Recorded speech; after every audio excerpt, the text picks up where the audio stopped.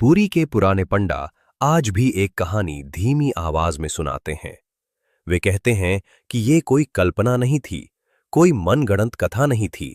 ये वो समय था जब स्वयं भगवान जगन्नाथ ने अपने भक्त के साथ भूखे रहना स्वीकार किया, केवल इसलिए क्योंकि उनके भक्त का हृदय सच्चा था। कहते हैं, भगवान जगन्नाथ अपने सच्चे भक्त को पहचान लेते हैं। और आज जो ये कहानी सुन रहा है, अगर उसके दिल में जरा भी सच्ची भक्ति है, तो वो बिना सोचे इस चैनल को सब्सक्राइब करेगा और कमेंट में जय जगन्नाथ जरूर लिखेगा। ये बात उस समय की है जब ओडिशा के एक छोटे से कस्बे में एक युवक रहता था। उसका नाम था केशव दास। केशव न कोई सेठ था, न किसी बड़े परिवार से था। साधारण कपड़े, साधारण जीवन और दिल में भगवान जगन्नाथ के लिए असाधारण भक्ति। लोग कहते थे कि अगर कोई व्यक्ति बिना कुछ मांगे भगवान को याद करता है, तो वो केशव दास है। केशव का दिन मंदिर के शिखर को प्रणाम करके शुरू होता और उसी प्रणाम के साथ समाप्त होता। वो मानता था कि भगवान जगन्नाथ केवल पुरी के मंदिर में नहीं, बल्कि हर उस रास्ते पर चलते हैं जहां उनका नाम सच्चे मन से लिया जाता है। उसी कस्बे में एक प्रतिष्ठित परिवार रहता था। बहुत बड़ा घर, इज्जत, धन और समाज में मान। उसी परिवार की बेटी थी माधवी। माधवी पढ़ी लिखी, संस्कारी और शांत स्वभाव की थी। केशव और माधवी की मुलाकात कभी किसी चोरी छिपे प्रेम में नहीं हुई थी। उनकी मुलाकात भगवान के नाम पर हुई थी। माधवी अक्सर मंदिर में दीप जलाने आती थी। केशव वहीं बैठकर भजन गुनगुनाता था। धीरे धीरे दोनों के बीच बातचीत होने लगी। कोई प्रेम की बातें नहीं, बस भगवान जगन्नाथ की बातें। कब किस लीला में क्या हुआ, कौन सा भजन किस भाव में गाया जाता है, उसी भक्ति के बीच दोनों का मन एक दूसरे से जुड़ गया। केशव ने कभी अपने मन की बात जल्दी नहीं कही। वो जानता था कि माधवी का परिवार ऊंचे कुल का है और वो स्वयं बहुत साधारण है। लेकिन उसने भगवान जगन्नाथ के सामने मन ही मन ये इच्छा रख दी कि अगर ये रिश्ता आपकी इच्छा का है, तो आप ही रास्ता खोलेंगे। जब माधवी के परिवार को इस बारे में पता चला, तो घर में हंगामा मच गया। माधवी के पिता ने साफ कह दिया कि एक साधारण भक्त जिसके पास न धन है न भविष्य की गारंटी, उससे विवाह का प्रश्न ही नहीं उठता। मां ने भी समाज का डर दिखाया। परिवार ने केशव को बुलाया और अपमानित करके घर से निकाल दिया। केशव ने कुछ नहीं कहा।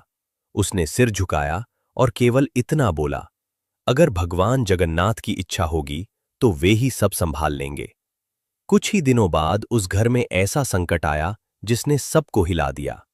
माधवी का छोटा भाई बालक नंदन अचानक बहुत गंभीर रूप से बीमार पड़ गया। बुखार, बेहोशी, सांस की तकलीफ, सब एक साथ। शहर के बड़े अस्पताल ले जाया गया। डॉक्टर बदले गए, दवाइयां बदली गईं, लेकिन कोई असर नहीं हुआ। दिन बीतते गए, नंदन की हालत बिगड़ती गई। डॉक्टरों ने हाथ खड़े कर दिए। उन्होंने कहा कि अब केवल दुआ ही काम आ सकती है। माधवी की मां दिन रात रोने लगी। पिता की आंखों में पहली बार डर दिखाई दिया। वही परिवार जो अपने घमंड में किसी को छोटा समझता था, अब भगवान को पुकार रहा था। एक रात माधवी अपने भाई के पास बैठी थी। उसने मन ही मन भगवान जगन्नाथ को याद किया और अचानक उसके मन में केशव का चेहरा आया। उसे याद आया कि केशव हमेशा कहता था, भगवान जगन्नाथ अपने भक्त को कभी अकेला नहीं छोड़ते। अगली सुबह माधवी ने हिम्मत करके अपने माता पिता से कहा कि क्यों न नंदन को जगन्नाथ यात्रा पर ले जाया जाए।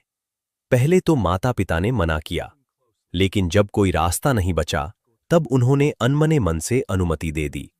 माधवी ने केशव को बुलवाया। केशव जब उस घर में दोबारा पहुंचा, तो वही घर अब शांत था।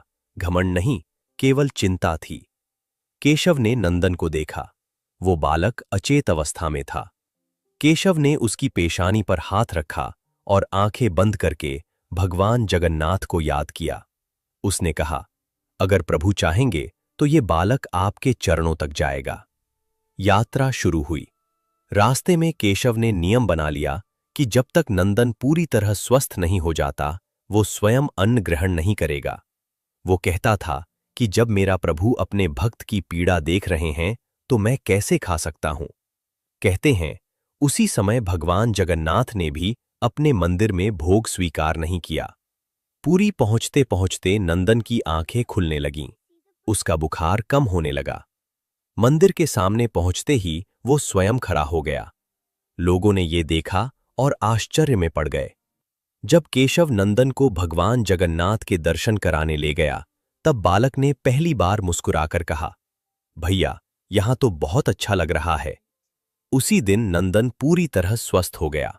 जब पुजारी भोग लेकर आए, तब कहा जाता है कि भगवान जगन्नाथ ने तभी भोग स्वीकार किया जब केशव ने पहली बार अन्न ग्रहण किया। माधवी के माता पिता ये सब देखकर स्तब्ध रह गए।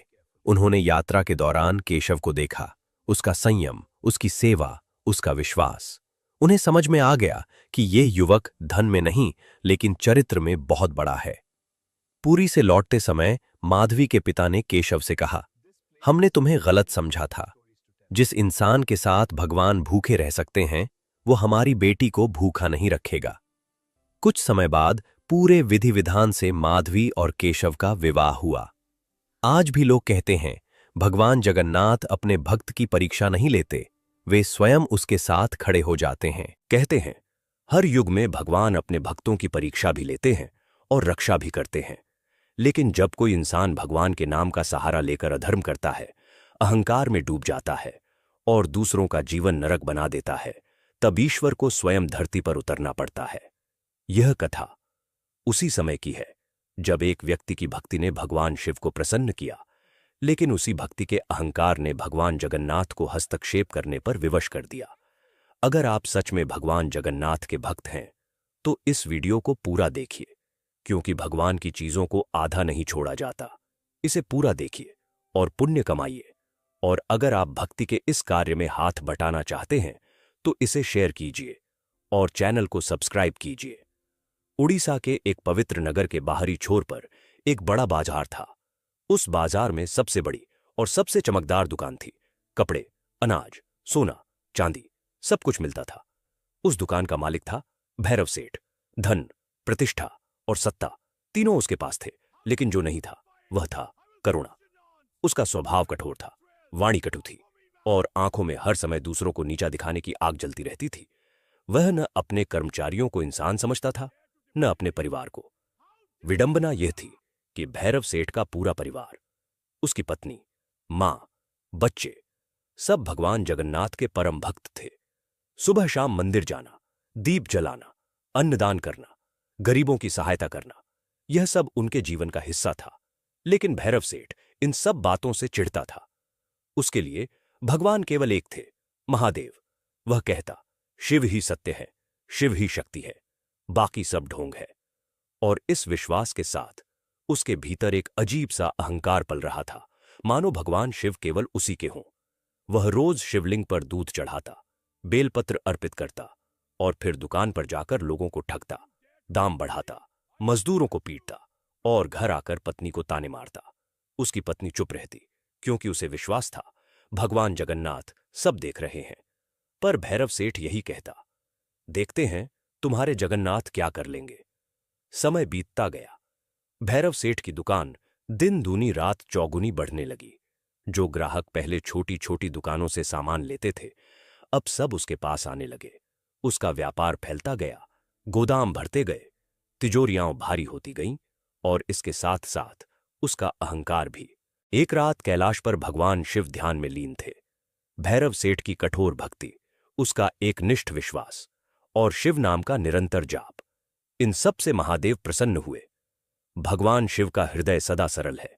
वे अपने भक्त का पाप नहीं देखते, केवल उसकी भावना देखते हैं। उसी क्षण उन्होंने निश्चय किया, मैं अपने भक्त की सहायता करूंगा। अगले ही दिन से बाजार में एक विचित्र बालक दिखाई देने लगा। वह नीली आभा से युक्त, जटाओं जैसा उलझा बाल, माथे पर भस्म और आंखों में अलौकिक चमक लिए हुए था। वह सीधे भैरव सेठ की दुकान पर आता और ढेर सारा सामान खरीदता, बिना दाम पूछे, बिना मोल भाव किए। रोज, लगातार। दुकानदारों में चर्चा फैल गई, यह कौन बालक है? भैरव सेठ हंसता और कहता, यह महादेव का प्रसाद है, मेरा सौभाग्य देखो। उसे क्या पता था कि यह स्वयं बाल रूप में भगवान शिव थे। इधर घर में हालात बद से बदतर हो गए। धन बढ़ा तो भैरव सेठ का क्रूरपन भी बढ़ा। वह कहता, देखा, मेरे शिव ने मुझे क्या बनाया है, तुम्हारे जगन्नाथ क्या दे पाए। वह पत्नी को मंदिर जाने से रोकने लगा, दान बंद करवा दिया, और एक दिन तो उसने भगवान जगन्नाथ की तस्वीर तक हटवा दी। उस रात उसकी पत्नी रोती हुई मंदिर पहुंची, हाथ जोड़कर बोली, प्रभु, अगर हमने कोई अपराध किया है तो क्षमा करें, लेकिन मेरे पति का अहंकार हमारे परिवार को तोड़ रहा है। मंदिर के गर्भगृह में दीपक की लौ कांपी, जैसे भगवान सुन रहे हों। उसी समय वैकुंठ, कैलाश और देवलोक में हलचल मच गई। अन्य देवी देवताओं ने देखा कि एक भक्त के नाम पर अधर्म फल फूल रहा है। मां लक्ष्मी चिंतित हुई, नारायण मौन रहे, और अंततः सभी की दृष्टि गई नीलाचल के स्वामी भगवान जगन्नाथ की ओर। भगवान जगन्नाथ सब जानते थे। वे जानते थे कि शिव की करुणा असीम है और यही करुणा इस बार संतुलन बिगाड़ रही है। उन्होंने मुस्कुराकर कहा, जब प्रेम में विवेक न रहे तो मुझे हस्तक्षेप करना पड़ता है। अगली सुबह नगर में एक और बालक दिखाई दिया। गोल आंखें, काले मुख का तेज, लाल पीले वस्त्र और चेहरे पर भोली मुस्कान। वो भी उसी दुकान की ओर बढ़ा। यहीं से कथा ने करवट ली। नगर के लोग अभी तक उस दूसरे बालक के विषय में ठीक से समझ भी नहीं पाए थे कि वो कौन है, पर उसके आने मात्र से वातावरण में एक विचित्र सी शांति फैलने लगी थी। जिस बाजार में पहले केवल मुनाफे की आवाजें गूंजती थीं, वहां अब कहीं न कहीं मन को छू लेने वाली ठंडक महसूस होने लगी। वो बालक, जो भगवान जगन्नाथ का अवतार था, रोज सुबह मंदिर के सामने खड़ा होकर घंटों लोगों को देखता, जैसे हर किसी के कर्मों को पढ़ रहा हो। उसकी आंखों में न क्रोध था न मोह, बस एक गहरा शांत विवेक। उधर भैरव सेठ का अहंकार अब शिखर पर था। उसे ये विश्वास हो चला था कि उसका वैभव केवल और केवल भगवान शिव की कृपा का परिणाम है, और इसलिए उसे किसी और देवता, किसी और मार्ग की आवश्यकता नहीं।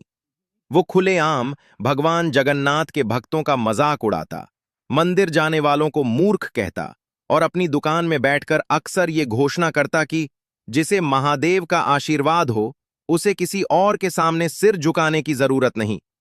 उसकी पत्नी ये सब चुपचाप सहती रही, लेकिन उसके हृदय में अब एक पीड़ा घर कर चुकी थी। वो जानती थी कि ईश्वर की कृपा यदि विवेक से अलग हो जाए तो वो कृपा भी विनाश का कारण बन सकती है। हर रात वो मंदिर जाकर दीप जलाती और भगवान जगन्नाथ से एक ही प्रार्थना करती, प्रभु, मेरे पति को दंड मत दीजिए, बस उनकी आंखों से अहंकार का पर्दा हटा दीजिए। इसी बीच भगवान शिव बाल रूप में भैरव सेठ की दुकान पर आते रहे। वे अब भी उससे भारी मात्रा में सामान खरीदते, जिससे सेठ का घमंड और बढ़ जाता। लेकिन बाल शिव के मन में एक हल्की सी चिंता जन्म लेने लगी थी। उन्हें दिखने लगा था कि उनका भक्त उनके नाम का सहारा लेकर दूसरों को कष्ट पहुंचा रहा है। फिर भी शिव का स्वभाव करुणामय था। वे चाहकर भी अपने भक्त से मुंह नहीं मोड़ पा रहे थे। एक दिन भगवान जगन्नाथ स्वयं बाल शिव के सामने आए। दोनों बालकों का मिलन किसी साधारण बाल भेंट जैसा नहीं था। वो दो महान शक्तियों का मौन संवाद था। भगवान जगन्नाथ ने स्नेह से कहा, भोलेनाथ, तुम्हारी करुणा अनंत है, लेकिन क्या तुम्हें नहीं दिख रहा कि तुम्हारे नाम पर अधर्म बढ़ रहा है? बाल शिव मुस्कुराए, लेकिन उनके स्वर में दुविधा थी। प्रभु, मैं अपने भक्त को कैसे छोड़ दूं? उसने सच्चे मन से मुझे पुकारा है। भगवान जगन्नाथ कुछ क्षण मौन रहे, फिर बोले, जब करुणा में विवेक न रहे तब संतुलन बिगड़ जाता है। यदि भक्त का कल्याण करना है तो कभी कभी उसे गिरने देना भी आवश्यक होता है। बाल शिव ने सिर झुका लिया, पर उन्होंने स्पष्ट कहा कि वे स्वयं अपने हाथों से भैरव सेठ की सहायता रोक नहीं पाएंगे। यही वो क्षण था जब भगवान जगन्नाथ ने एक योजना रची, ऐसी लीला जो न केवल अहंकारी मनुष्य को शिक्षा दे, बल्कि स्वयं देवताओं के बीच भी संतुलन का संदेश दे। अगली रात नगर के बाहर एक विशाल पीपल के वृक्ष के नीचे एक विचित्र दृश्य घटा। बाल शिव ध्यानमग्न बैठे थे।